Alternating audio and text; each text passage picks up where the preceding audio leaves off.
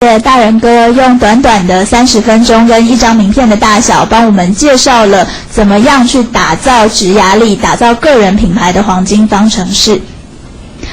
在青创沙龙举办了这么多场以来，我相信就是会来参与青创沙龙的年轻创业者、年轻的朋友们，其实大家相信都是怀抱着理想，并且非常努力的每一天的踏实在往目标迈进。那青创沙龙在这边非常感谢各位，不管是在现场的朋友或者是在线上的朋友，非常热情的参与我们这段过程，让我们透过学习、分享和互动，能够让大家在创业的路上走得更远跟更稳。那我们也很谢谢来分享的所有讲师，愿意把他们的简报跟知识的精华分享在网络上。各位接下来只需要在网络上搜寻青创沙龙或圆梦12例，我们会把所有的资料都公布在网络上，让大家自由的取用跟分享。那今天也很谢谢大家来参加青创沙龙圆梦12例的系列讲座，我们再见。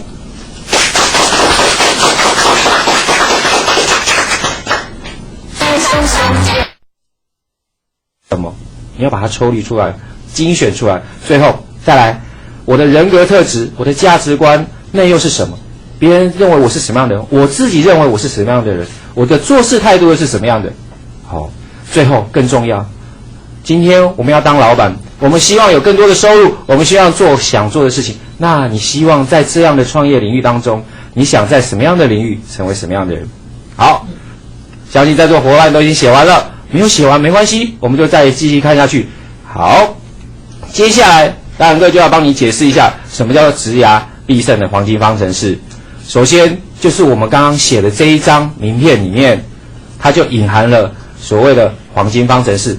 有哪些黄金方程式呢？第一就是我们的专业领域，第一它就是我们的武器，知己知彼。我有哪些擅长的武器？就是你的专业能力，你能够提供的服务，你能够提供让人家觉得品质很好的服务，或者是技术，那是什么？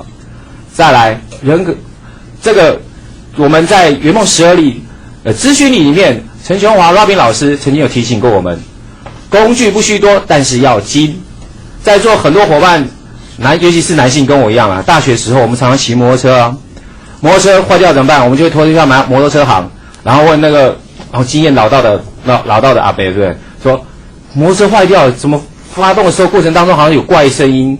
你会发现它很神奇的是，他拿过来钥匙电源打开，引擎火星塞有问题啊！我会想说，哎，你怎么知道？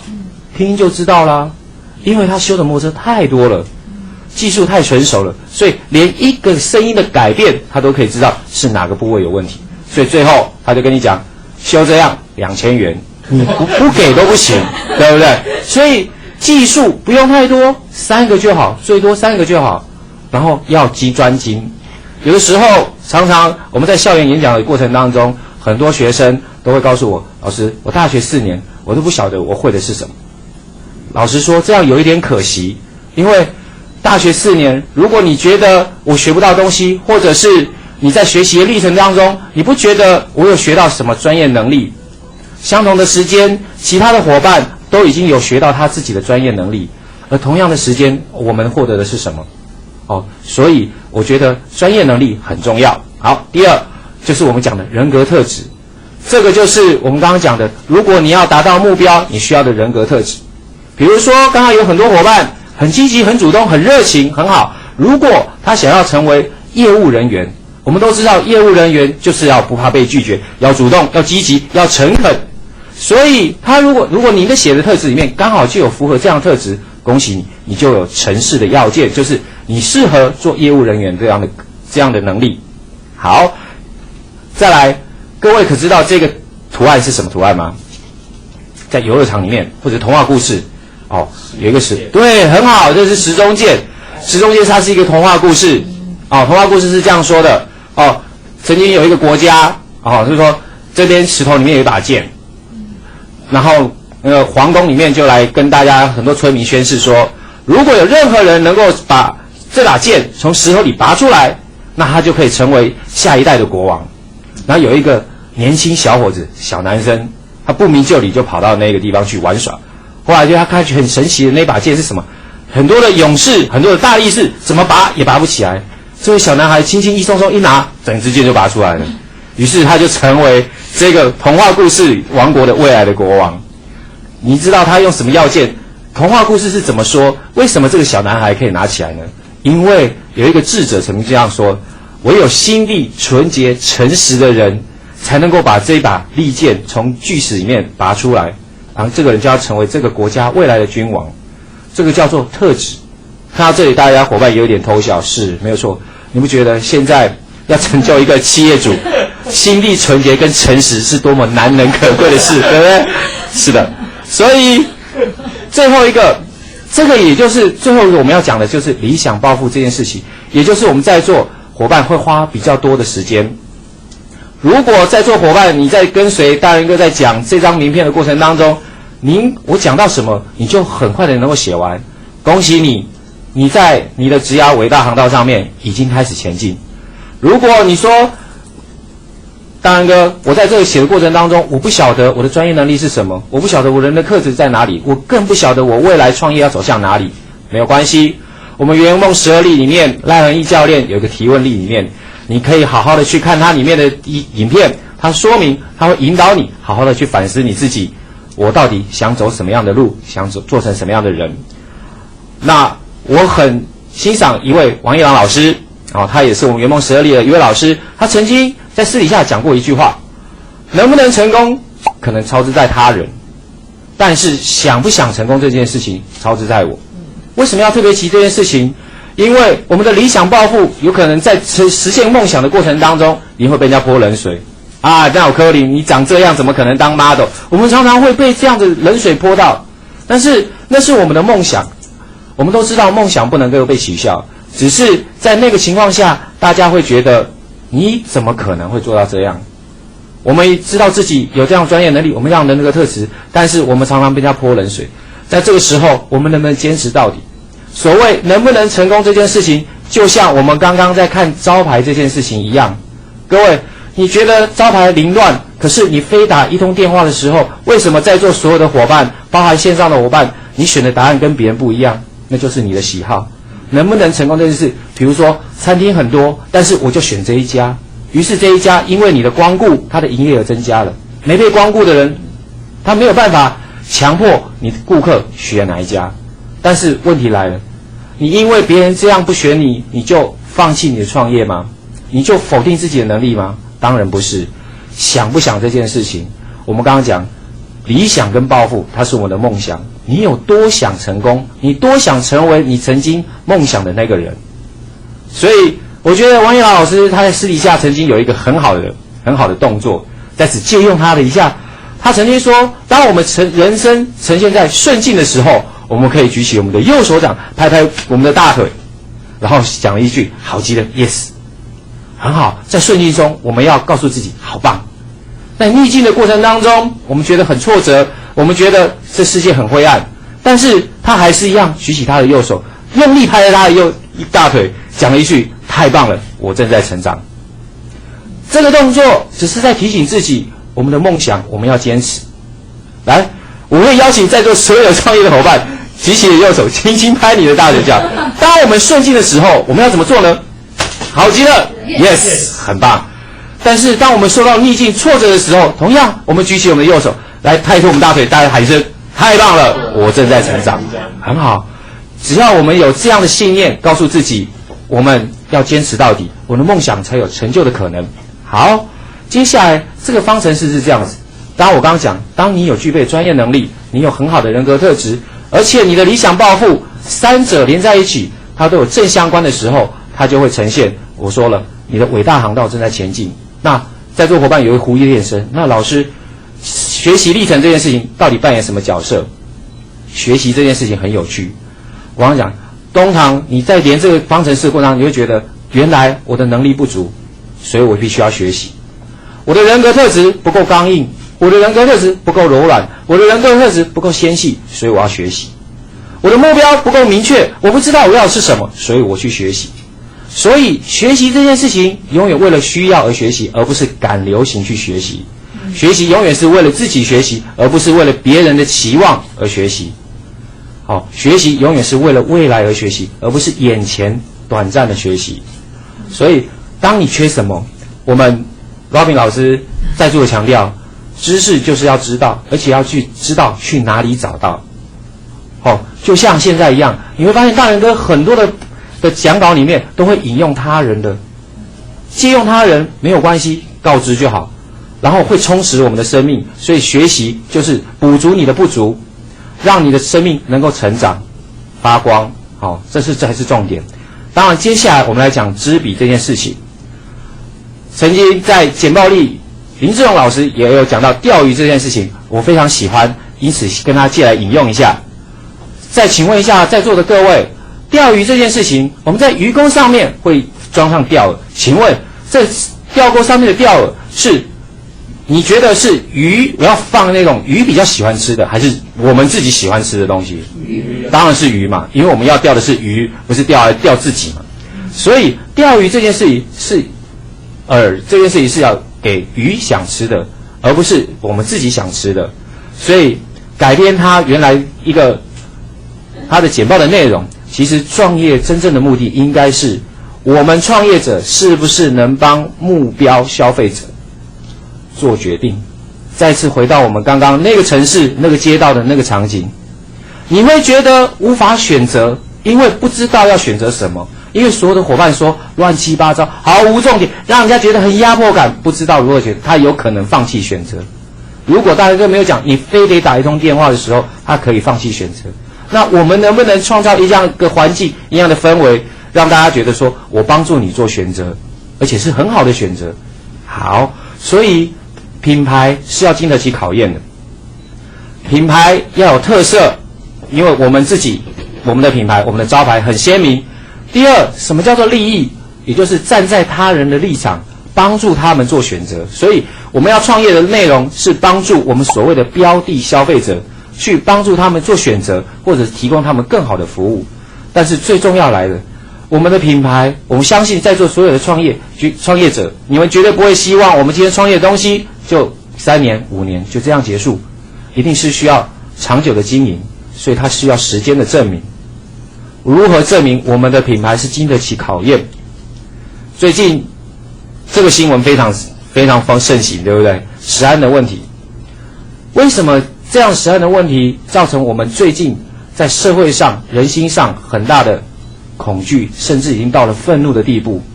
因为曾几何时，我们从小信任甚至到依赖的那个品牌，原来到现在你发现它并不是在做所谓正当合理的事情。这个品牌我们以为他们成立实验室，应该是帮我们去做检验，帮我们去做筛检，让我们得到很安全的环境，使用的安全。可是可能因为一些我们为了要盈利，我们为了要赚钱，我们要养活什么样的其他的原因，个人的原因，不是众人的原因，于是他们私心使用了不正当的材料。所以曾经有一个美国诗人常常讲了一句话是这样说的：人们可能会忘记你说了什么，人们可能忘记你做了什么，但是人们永远不会忘记你对他们的感觉是什么。所以感觉这件事情很重要。所以在我们的讲座最后的结束前，大仁哥想要分享一句话，最后一个礼物送给你们，就是努力很重要，但是选择比努力更重要。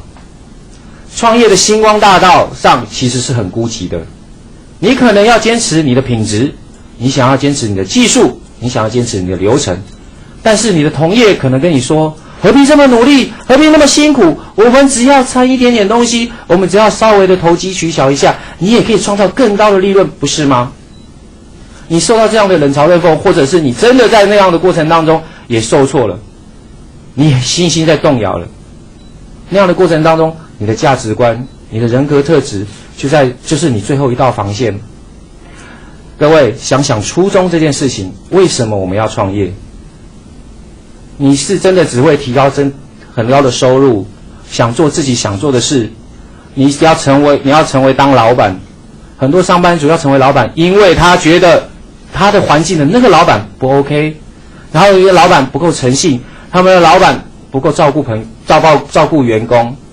那我们创业者就要有一个心永远放在心里面。如果你不喜欢你现在看到的老板，你不喜欢你现在看到我们市场上的一些企业的作为，那勉励各位所有的创业者，你要永远记得，当我们实现梦想的过程当中，当梦想实现的那一刻起，我们永远都不要成为那个我们现在讨厌的那个企业，讨厌的那个老板，因为这就是我们的选择，这就是我们的价值观，这就是我们的品牌。所以很感谢今天有机会能够来到这里跟大家分享职涯力这个过程，希望最后一个这样的演讲，这样的分享的过程当中，能够点亮你们人生的新的方向，能够开创未来各位在创业的领域当中一个新的据点。我是张立仁，也是你们熟悉的大仁哥，今天很高兴为大家分享，到此结束，谢谢大家，谢谢。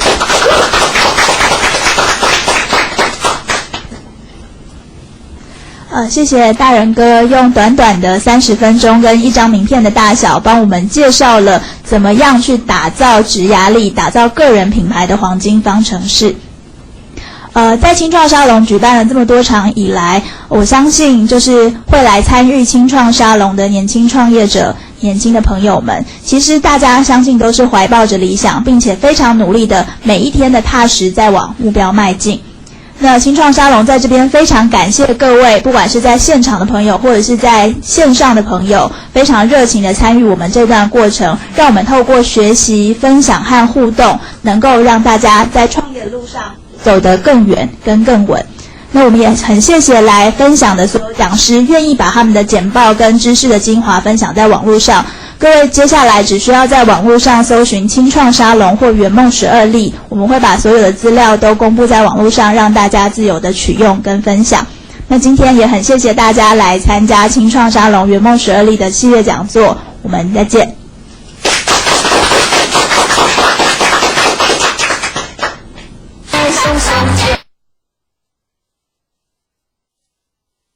什么？你要把它抽离出来，精选出来，最后再来，我的人格特质，我的价值观，那又是什么？别人认为我是什么样的人，我自己认为我是什么样的人，我的做事态度又是什么样的？好，最后更重要，今天我们要当老板，我们希望有更多的收入，我们希望做想做的事情。那你希望在这样的创业领域当中，你想在什么样的领域成为什么样的人？好，相信在座伙伴都已经写完了，没有写完没关系，我们就再继续看下去。好，接下来大仁哥就要帮你解释一下什么叫做职涯必胜的黄金方程式。首先就是我们刚刚写的这一张名片里面，它就隐含了所谓的黄金方程式。有哪些黄金方程式呢？第一就是我们的专业领域，第一它就是我们的武器，知己知彼，我有哪些擅长的武器，就是你的专业能力，你能够提供的服务，你能够提供让人家觉得品质很好的服务或者是技术，那是什么？再来人格，这个我们在圆梦12例咨询里面，陈雄华 Robin 老师曾经有提醒过我们，工具不须多，但是要精。在座很多伙伴，尤其是男性跟我一样啊，大学时候我们常常骑摩托车啊，摩托车坏掉怎么办？我们就会拖去摩托车行，然后问那个经验老道的阿伯，对不对？说摩托车坏掉，怎么发动的时候过程当中好像有怪声音？你会发现他很神奇的是，他拿过来钥匙，电源打开，引擎砰啊，火星塞有问题啊！我就想说，哎，你怎么知道？听就知道啦，因为他修的摩托车太多了，技术太纯熟了，所以连一个声音的改变，他都可以知道是哪个部位有问题。所以最后他就跟你讲，修这样2000元，你不给都不行，对不对？所以技术不用太多，3个就好，最多3个就好。然后要专精。有的时候常常我们在校园演讲的过程当中，很多学生都会告诉我，老师，我大学4年我都不晓得我会的是什么。老实说，这样有一点可惜，因为大学4年，如果你觉得我学不到东西，或者是你在学习的历程当中，你不觉得我有学到什么专业能力，相同的时间，其他的伙伴都已经有学到他自己的专业能力，而同样的时间，我们获得的是什么？所以我觉得专业能力很重要。好，第二就是我们讲的人格特质。这个就是我们刚刚讲的，如果你要达到目标，你需要的人格特质。比如说，刚刚有很多伙伴很积极、很主动、很热情，很好。如果他想要成为业务人员，我们都知道业务人员就是要不怕被拒绝，要主动，要积极，要诚恳。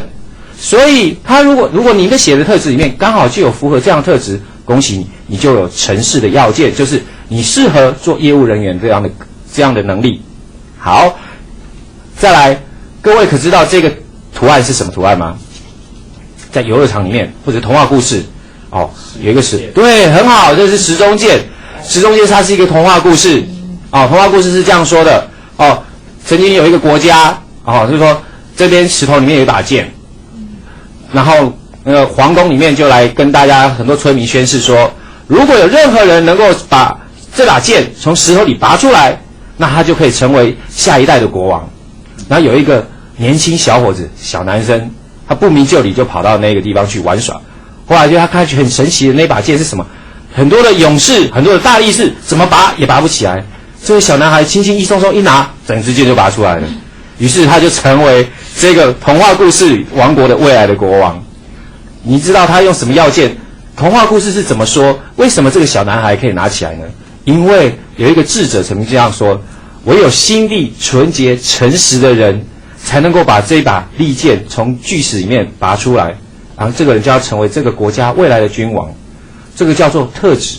看到这里，大家伙伴也有点偷笑，是没有错。你不觉得现在要成就一个企业主，心地纯洁跟诚实是多么难能可贵的事，对不对？是的。所以最后一个，这个也就是最后一个我们要讲的，就是理想抱负这件事情，也就是我们在座伙伴会花比较多的时间。如果在座伙伴你在跟随大人哥在讲这张名片的过程当中，我讲到什么，你就很快的能够写完，恭喜你，你在你的职涯伟大航道上面已经开始前进。如果你说，大人哥，我在这个写的过程当中，我不晓得我的专业能力是什么，我不晓得我人的特质在哪里，我更不晓得我未来创业要走向哪里，没有关系。我们圆梦12例里面，赖恒毅教练有一个提问例里面，你可以好好的去看它里面的影片，它说明，它会引导你好好的去反思你自己，我到底想走什么样的路，想做成什么样的人。那我很欣赏一位王一郎老师，他也是我们圆梦12例的一位老师，他曾经在私底下讲过一句话：能不能成功，可能操之在他人，但是想不想成功这件事情，操之在我。为什么要特别提这件事情？因为我们的理想抱负有可能在实现梦想的过程当中，你会被人家泼冷水啊！那有柯林，你长这样怎么可能当 model？ 我们常常会被这样的冷水泼到，但是那是我们的梦想。我们都知道梦想不能够被取笑，只是在那个情况下，大家会觉得你怎么可能会做到这样？我们知道自己有这样专业能力，我们这样的那个特质，但是我们常常被人家泼冷水。在这个时候，我们能不能坚持到底？所谓能不能成功这件事情，就像我们刚刚在看招牌这件事情一样。各位，你觉得招牌凌乱，可是你非打一通电话的时候，为什么在座所有的伙伴，包含线上的伙伴，你选的答案跟别人不一样？那就是你的喜好。能不能成功这件事，比如说餐厅很多，但是我就选这一家，于是这一家因为你的光顾，它的营业额增加了。没被光顾的人，他没有办法强迫你的顾客选哪一家。但是问题来了，你因为别人这样不选你，你就放弃你的创业吗？你就否定自己的能力吗？当然不是。想不想这件事情，我们刚刚讲理想跟抱负，它是我们的梦想。你有多想成功，你多想成为你曾经梦想的那个人。所以我觉得王一郎老师他在私底下曾经有一个很好的动作，在此借用他的一下。他曾经说，当我们人生呈现在顺境的时候，我们可以举起我们的右手掌，拍拍我们的大腿，然后讲了一句好极了 yes， 很好。在顺境中，我们要告诉自己好棒。在逆境的过程当中，我们觉得很挫折，我们觉得这世界很灰暗，但是他还是一样举起他的右手，用力拍了他的大腿，讲了一句太棒了，我正在成长。这个动作只是在提醒自己，我们的梦想我们要坚持。来，我会邀请在座所有创业的伙伴举起你的右手，轻轻拍你的大腿，讲当我们顺境的时候，我们要怎么做呢？好极了 yes， 很棒。但是当我们受到逆境挫折的时候，同样我们举起我们的右手来拍拖我们大腿，大家喊一声太棒了，我正在成长，很好。只要我们有这样的信念，告诉自己我们要坚持到底，我的梦想才有成就的可能。好，接下来这个方程式是这样子。当我刚刚讲，当你有具备专业能力，你有很好的人格特质，而且你的理想抱负三者连在一起，它都有正相关的时候，它就会呈现。我说了，你的伟大航道正在前进。那在座伙伴有一狐狸练声，那老师学习历程这件事情到底扮演什么角色？学习这件事情很有趣。我刚讲，通常你在连这个方程式的过程当中，你会觉得原来我的能力不足，所以我必须要学习。我的人格特质不够刚硬，我的人格特质不够柔软，我的人格特质不够纤细，所以我要学习。我的目标不够明确，我不知道我要的是什么，所以我去学习。所以学习这件事情永远为了需要而学习，而不是赶流行去学习。学习永远是为了自己学习，而不是为了别人的期望而学习。好，学习永远是为了未来而学习，而不是眼前短暂的学习。所以当你缺什么，我们 Robin 老师再度强调，知识就是要知道，而且要去知道去哪里找到。好，就像现在一样，你会发现大人哥很多的讲稿里面都会引用他人的，借用他人没有关系，告知就好，然后会充实我们的生命。所以学习就是补足你的不足，让你的生命能够成长发光。好，这才是重点。当然接下来我们来讲知彼这件事情。曾经在简报力林志荣老师也有讲到钓鱼这件事情，我非常喜欢，因此跟他借来引用一下。再请问一下在座的各位，钓鱼这件事情，我们在鱼钩上面会装上钓饵，请问这钓钩上面的钓饵是你觉得是鱼我要放那种鱼比较喜欢吃的，还是我们自己喜欢吃的东西？当然是鱼嘛，因为我们要钓的是鱼，不是钓自己嘛。所以钓鱼这件事情是这件事情是要给鱼想吃的，而不是我们自己想吃的。所以改编它原来一个它的简报的内容，其实创业真正的目的应该是我们创业者是不是能帮目标消费者做决定。再次回到我们刚刚那个城市那个街道的那个场景，你会觉得无法选择，因为不知道要选择什么，因为所有的伙伴说乱七八糟，毫无重点，让人家觉得很压迫感，不知道如何选择，他有可能放弃选择。如果大家都没有讲你非得打一通电话的时候，他可以放弃选择。那我们能不能创造一样的环境，一样的氛围，让大家觉得说我帮助你做选择，而且是很好的选择。好，所以品牌是要经得起考验的，品牌要有特色，因为我们自己我们的品牌我们的招牌很鲜明。第二，什么叫做利益？也就是站在他人的立场，帮助他们做选择。所以我们要创业的内容是帮助我们所谓的标的消费者，去帮助他们做选择，或者提供他们更好的服务。但是最重要来了，我们的品牌，我们相信在座所有的创业者，你们绝对不会希望我们今天创业的东西就3年5年就这样结束，一定是需要长久的经营，所以它需要时间的证明。如何证明我们的品牌是经得起考验？